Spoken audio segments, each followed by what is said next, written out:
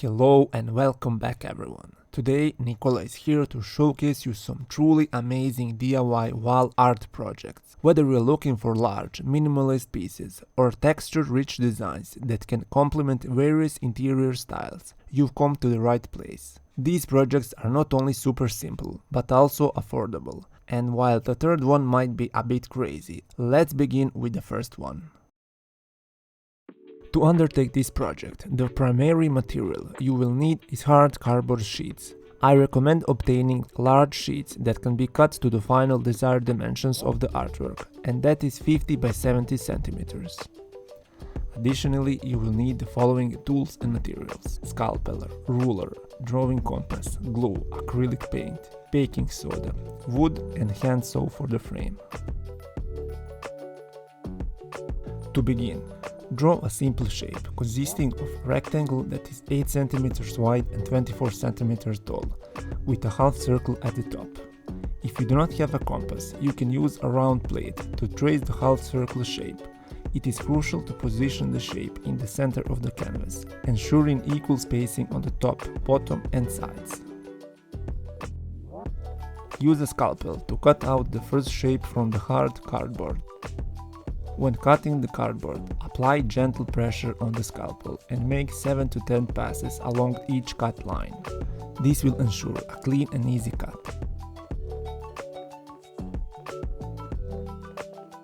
For the round parts, use the same technique, but go slowly on the first pass and make multiple passes until it's completely cut. If necessary, you can touch up the edges with light sanding paper. It requires a bit more patience, but I would say it's not too difficult.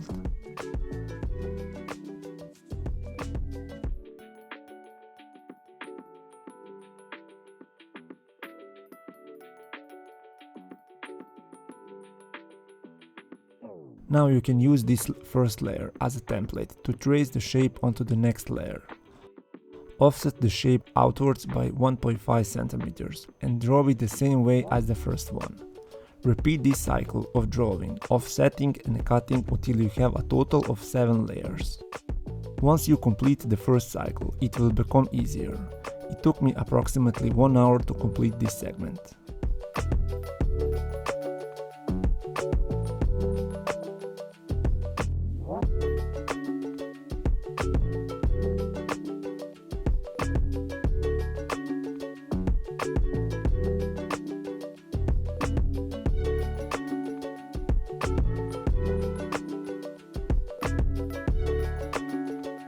Now you need to glue the layers together, one by one, starting from the one with the smallest cutout shape.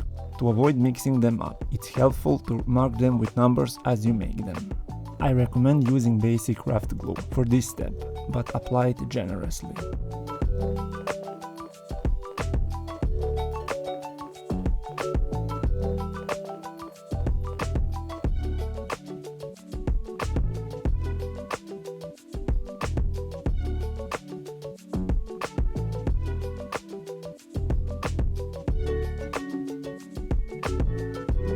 After adding the last layer, cover the entire structure with a flat sheet.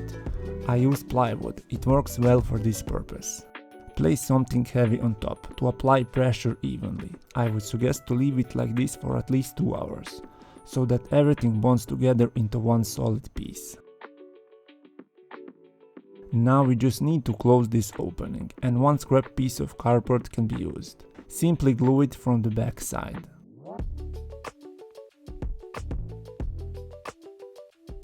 I prepared acrylic paint in this small bowl. This is the same neutral color that I used in my kitchen and dining room makeover. I'm adding approximately 3 to 4 large spoons of baking soda to the paint. You need to get it to this paste-like consistency. This will add so much surface texture and will give it the impression of looking much more interesting. Apply the mixture with a brush, working section by section. It's important to apply it thinly, but you'll need to do 2 coats for better coverage. Don't worry if it feels a bit dry while applying, simply spread it evenly with a brush.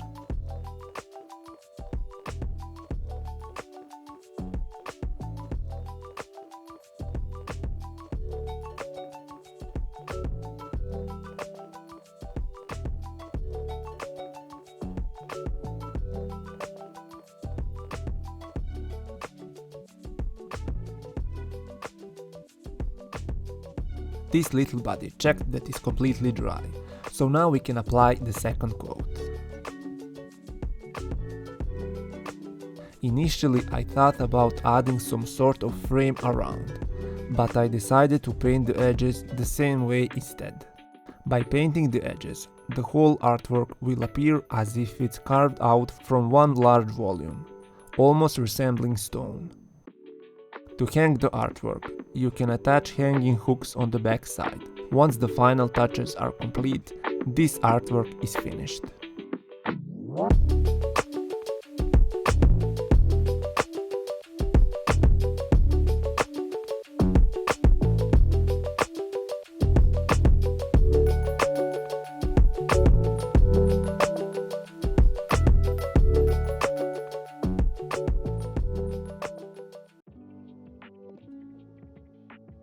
For the next project, we will be using cutout segments from the previous project and a 150 by 70 cm hard cardboard sheet.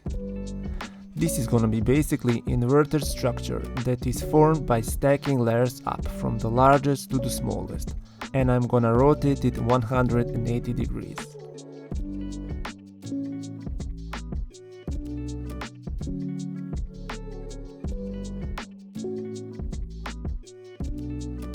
If you have completed the first project, this one will be much easier because you already have everything prepared. You just need to assemble and paint it identically to the first one.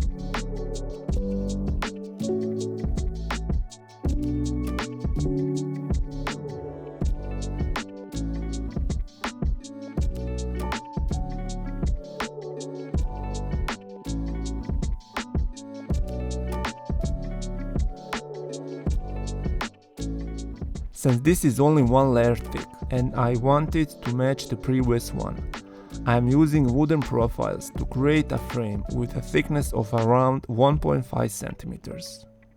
Hot glue works well for this step.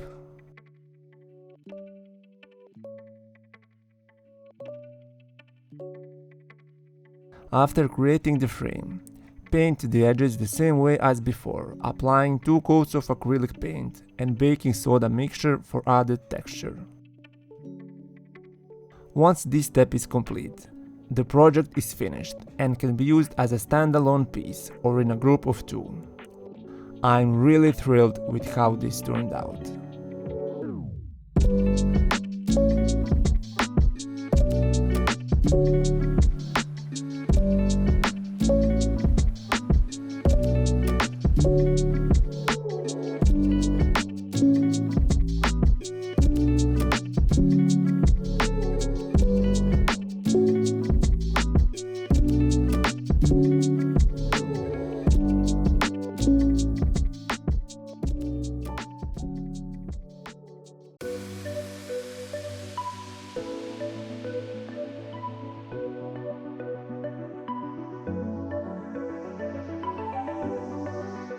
What a striking image, isn't it?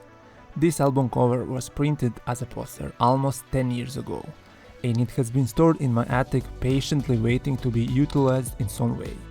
I never wanted to discard it, always thinking that I would find a purpose for it, and now I have an exciting idea. I want to take a portion of this image and create a new simplified composition. My goal is to demonstrate that you can turn any simple poster that you have into something more interesting and valuable.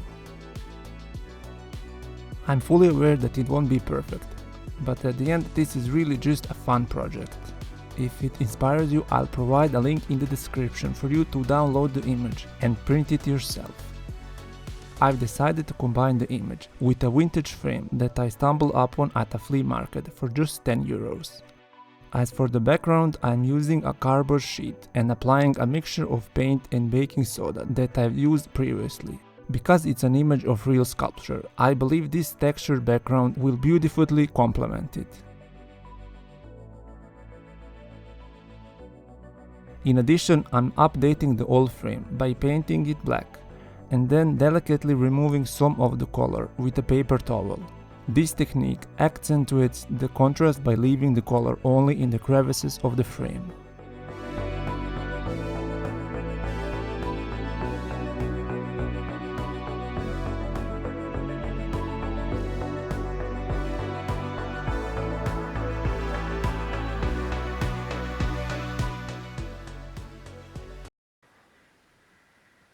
I absolutely don't like how this frame turned out.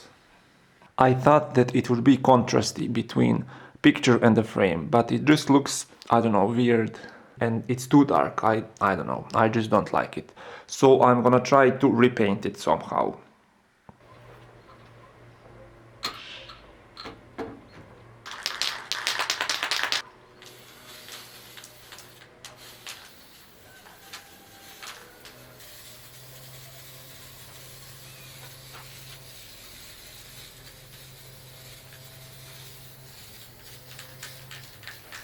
I used just regular spray paint and I applied 3 coats in total. So we'll see how this will turn out now.